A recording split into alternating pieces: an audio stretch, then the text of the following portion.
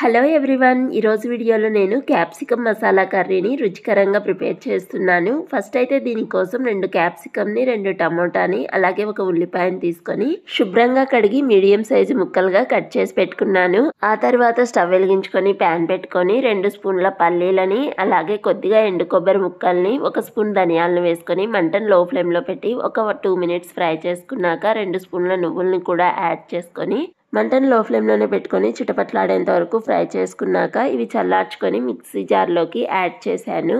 ఇంకా దీనిలోకి కొంచెం చింతపండుని, అల్లం ముక్కల్ని, అలాగే 7-8 వెల్లుల్లిని, 1 దాల్చిన చెక్కని, 2 లవంగాల్ని, 1 యాలుక్కాయని యాడ్ చేసుకొని వీలైనంత మెత్తగా కొద్దిగా వాటర్ని వేసుకునేసి స్మూత్ పేస్ట్ లాగా అయితే రెడీ చేసుకున్నాను. ఆ తర్వాత స్టవ్ వెలిగించుకొని ప్యాన్ పెట్టుకొని 2 స్పూన్ల ఆయిల్ వేసుకొని పోపు దినుసులు యాడ్ చేశాను. మంటను లో ఫ్లేమ్లో పెట్టుకొని ఒక 1 మినిట్ ఫ్రై చేసుకున్నాక 2 ఎండుమిర్చిని కట్ చేసి వేసుకున్నాను.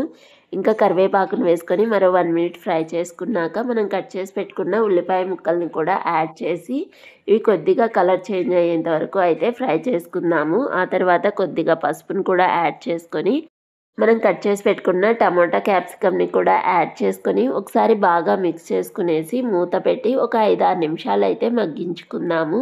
5-6 నిమిషాల తర్వాత మూత తీసేసి ఒకసారి బాగా మిక్స్ చేసుకొని రుచికి సరిపడా ఉప్పుని, కారంని యాడ్ చేసుకునేసి మంటను లో ఫ్లేమ్లో పెట్టుకొని మరో 1 మినిట్ అయితే ఉడికించుకుందాము. ఆ తర్వాత మనం రెడీ చేసుకున్నటువంటి మసాలాని కూడా అయితే యాడ్ చేసుకునేసి దీనికి కొద్దిగా వాటర్ని కూడా యాడ్ చేశాను. ఇప్పుడు మూత పెట్టేసి క్యాప్సికమ్ ఉడికేంత వరకు మనము ఈ కర్రీని అయితే మగ్గించుకోవాలి. కర్రీ నుండి ఆయిల్ కూడా సెపరేట్ అయిపోతుంది. ఇప్పుడు మనం దీనిలోకి ఫైనల్లో కొద్దిగా కొత్తిమీర చల్లుకొని ఒకసారి మిక్స్ చేసుకొని మరో 1 మినిట్ ఉడికించుకుంటే మన క్యాప్సికమ్ మసాలా కర్రీ అయితే ready. Please like, share and subscribe.